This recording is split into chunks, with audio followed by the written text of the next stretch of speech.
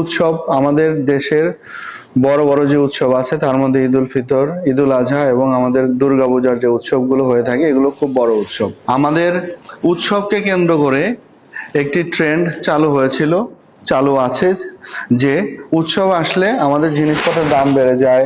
আমাদের উৎসবকে ঘিরে আমাদের বিভিন্ন সময়ে যে ফ্যাক্টরিতে যারা কাজ করে তাদের পেমেন্ট নিয়ে একটা ইস্যু তৈরি হয়, তারা রাস্তায় নেমে যায়।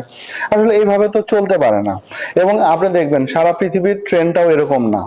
তা আমরা গত ঈদেও চট্টগ্রামে যে কাজটা হয়েছিল, যে আমরা এর আগে যে সমস্ত প্রতিষ্ঠানে আমাদের লেবার ভাইরা কাজ করেন, আমরা প্রতিষ্ঠানের মালিক এবং প্রতিষ্ঠানের যারা দায়িত্বরত আছে তাদের সাথে বসেছিলাম, তাদেরকে আমরা বলেছিলাম যে অবশ্যই আমার শ্রমিক ভাইয়ের তার যে বেতন এবং বোনাস সেটি যেন তারা অবশ্যই পরিশোধ করে। কিন্তু দেখা গেল একটি প্রতিষ্ঠান কিন্তু তারা পরিশোধ করতে ব্যর্থ হলো। সেই ব্যর্থতার পরিপ্রেক্ষিতে কিন্তু আমাদেরকে খুব শক্ত অবস্থান আমাদেরকে নিতে হয়েছে।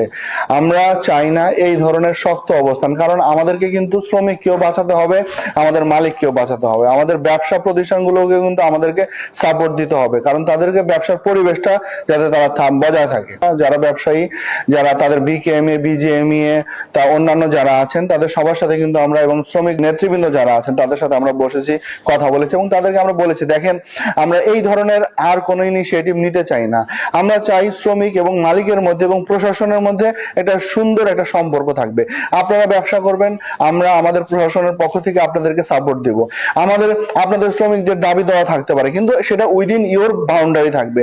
আমি কোন শ্রমিকদের দাবি দেওয়া রাস্তায় আসবে এটা আমরা মেনে নিব না, আমরা সেটা বলেছি এবং আমরা তাদেরকে কনভিন্স করতে পেরেছি, এবং তারাও আমাদেরকে বলেছে যে তারা নির্দিষ্ট সময় বেতন ভাতা পরিশোধ করবে। আমরা তার মধ্যেও বেশ কিছু প্রতিষ্ঠানকে আমরা ঝুঁকিপূর্ণ ভেবেছিলাম, এবং ঝুঁকিপূর্ণ ভেবে তাদের সাথে আবার ইন্ডিভিজুয়ালি আমরা কথা বলেছি যে আপনার প্রতিষ্ঠানটা আমাদের কাছে যে গোয়েন্দা রিপোর্ট আছে সেই রিপোর্ট অনুযায়ী কিছুটা ঝুঁকিপূর্ণ মনে হয়েছে, যে আপনার ক্যাপাসিটিতে আপনি পারবেন কিনা। তারা কিন্তু আমাদেরকে ওই সময় বলেছিল যে আমরা পারবো।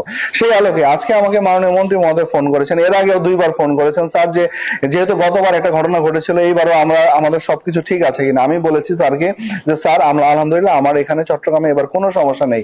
আমরা ইতিমধ্যে আমাদের ঝুঁকিপূর্ণ যে 11টি প্রতিষ্ঠান ছিল তার 7টি প্রতিষ্ঠানের সকল বেতন ভাতা পরিশোধ করে দিয়েছে, বাকি 4টি প্রতিষ্ঠানের বেতন ভাতা কালকে পরিশোধ করবে। সুতরাং এটি নিয়ে আমাদের কোনো অসুবিধা নেই, আমি এখন পর্যন্ত মনে করছি। আর আমি আপনাদের মাধ্যমে বলতে চাই যে শ্রমিক তারা কাজ করবে, তাদের ঘাম শুকানোর আগে তাদের বেতন, তাদের বোনাস দিতে হবে, এটি আপনাদের প্রাপ্য অধিকার।